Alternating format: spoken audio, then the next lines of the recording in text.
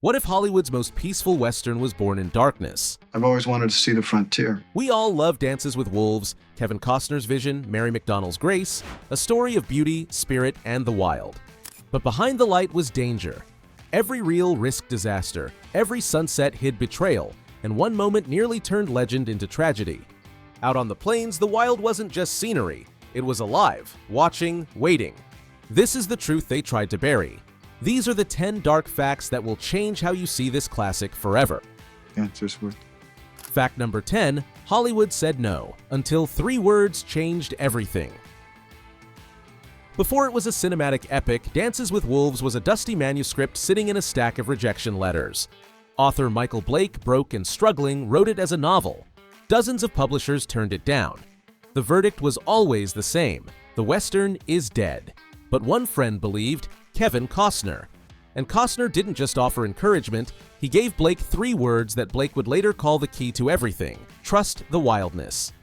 Those words shaped the story, a story about connection beyond fear and understanding beyond language.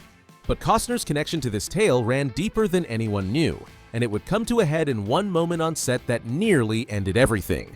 When Hollywood still rejected the screenplay, Costner made a decision that could have ended his career. He would direct it himself. If it failed, he'd be ruined. But if it worked, it would rewrite film history. Don't take off my foot.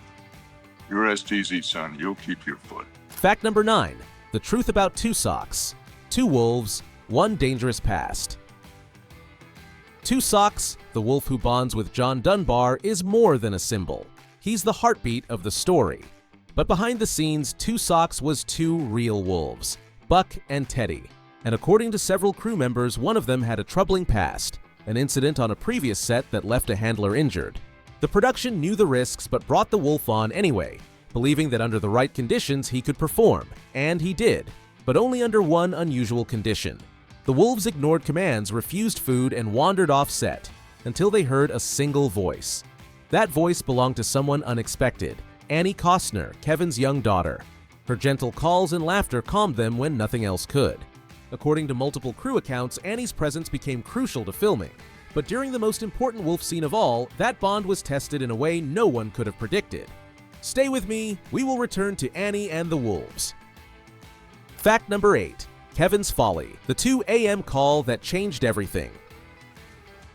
As filming began, Dances with Wolves was a punchline. Studios mocked it as Kevin's Folly. Budgets ballooned from $15 million to over $22 million. Investors pulled out. Costner mortgaged property, deferred his salary, and poured his savings into the film.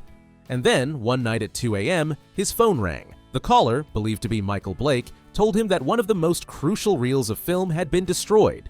Without it, the entire movie was at risk. It was the footage that tied the wolf story to Dunbar's arc, and without it, the entire emotional center of the film would collapse. Costner was ready to walk away, but something Blake said changed his mind. He reminded him of the 3 words, trust the wildness, and told him the story wasn't over yet. They would try again, but that decision would lead to the most dangerous day on set, and the incident the crew still refuses to discuss. Fact number 7, Hollywood said no, but they spoke Lakota anyway. Costner was determined to make the film authentic, and that meant something Hollywood had never done: telling large sections of the story in Lakota Sioux with English subtitles. Executives hated the idea. According to some reports, Costner's contract discouraged the use of non-English dialogue. But he did it anyway, quietly filming those scenes without studio approval and refusing to cut them later. The cast spent weeks training with Lakota language instructor Doris Leader Charge. At one point, tensions were so high that Doris briefly walked off set, an event Blake later said was one of the lowest moments of the production. But she returned, and the result was groundbreaking. Lakota speakers praised the film for its respect and accuracy. And language historians still point to Dances with Wolves as a turning point for Native representation in Hollywood. Nothing I've been told about these people is correct. Fact number 6, the buffalo hunt gone wrong, and the footage buried for decades.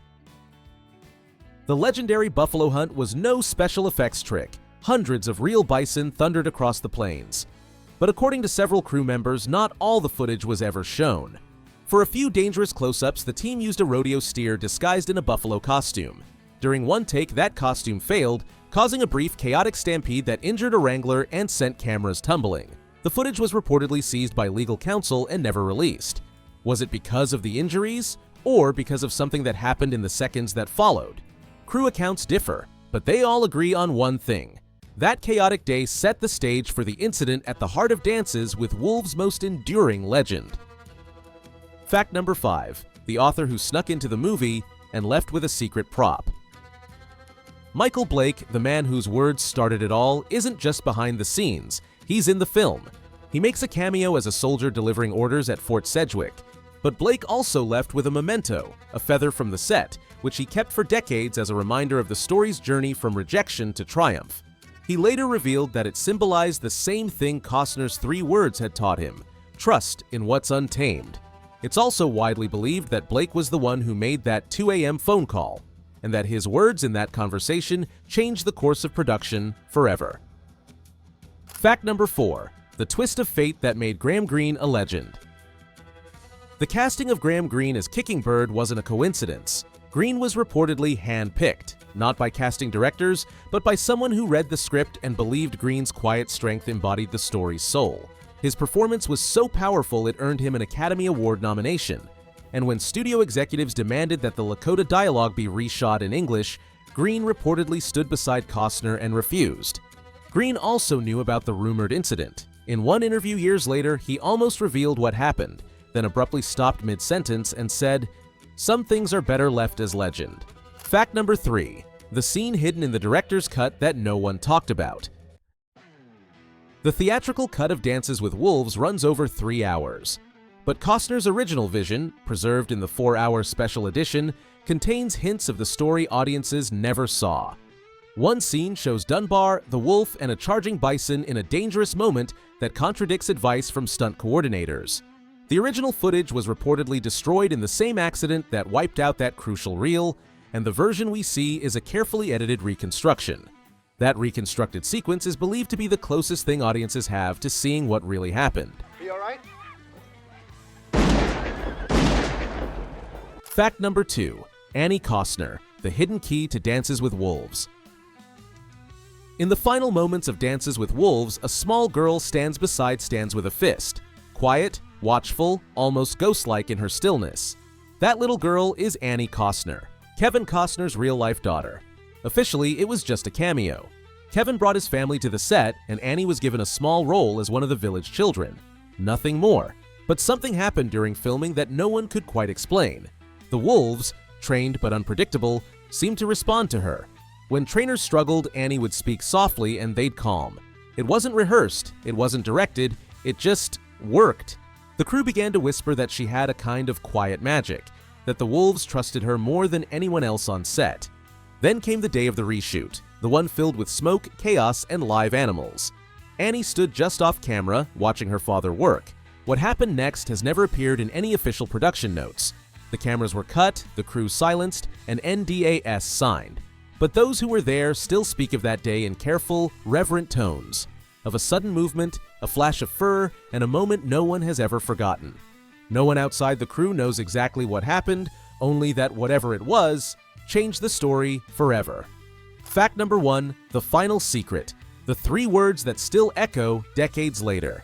By now, you know the story of 2 Socks, or rather, the 2 real wolves behind him, Buck and Teddy. You remember the warnings, the handler who'd been injured on a previous set, and how the crew relied on one unexpected voice to keep them calm, Annie Costner's. But what happened next was the moment everyone feared, and no one was prepared for, because what unfolded that day wasn't something anyone could control, and it could have turned deadly. During the reshoot of the Buffalo Rampage, the set was chaos, wind, smoke, pounding hooves, shouting. Suddenly, one of the wolves, startled by the frenzy, broke free from its handler and tore across the field, straight toward the camera, straight toward where 6-year-old Annie Costner stood watching her father. The world seemed to stop. Gasps, shouts. Every crew member froze, their worst fears realized. They all knew what these wolves were capable of. A single wrong move, and it could all be over. For a split second, everyone believed they were about to witness the unthinkable. Then, just inches away, the wolf halted. Not in rage, but in recognition. Its body softened, its breathing slowed. The panic drained into stunned silence as the crew realized what was really happening. The animal wasn't attacking, it was protecting. The same wolf that had responded to Annie's laughter throughout filming now stood between her and danger, as if acting on instinct no one could explain. And in that breathless moment, Kevin Costner remembered the 3 words he'd once spoken to author Michael Blake. The words that defined the soul of Dances with Wolves. Trust the wildness. That was the truth no one wanted told. Because what happened wasn't just dangerous, it was sacred. The wildness we fear is often the very thing that protects us when everything else falls apart. And that unplanned, untamed moment, buried by time and sealed behind studio silence, became the real heart of Dances with Wolves. When asked years later about the rumors of the incident, Costner would only say, "Some moments are too sacred to share. Some wildness needs to stay wild." So here's the question. Have you ever faced the wild? In nature, in life, or inside yourself? Did it pull you into darkness, or guide you through it? Let us know in the comments. Because sometimes the wild isn't what destroys us, it's what shows us the light beyond the dark. From rejected manuscript to Oscar gold. From Kevin's folly to legend. From 3 words to a way of seeing the world. Dances with Wolves wasn't just made in the wild, it was transformed by it. Every risk, every secret, every heartbeat forged something that still glows beyond the shadows. Keep your sights on the horizon. Trust the wildness, in the dark and in the light beyond it. And remember, the greatest legends are the ones we protect by letting their wildness live on. We're Flashback Rewind, where we don't just remember the movies, we live them. And if you loved uncovering the buried truths behind Dances with Wolves, don't stop here. Saddle up and ride into another unforgettable Western. Watch our deep dive into Tombstone next, where the secrets burn just as bright in the dark. I'm your Huckleberry.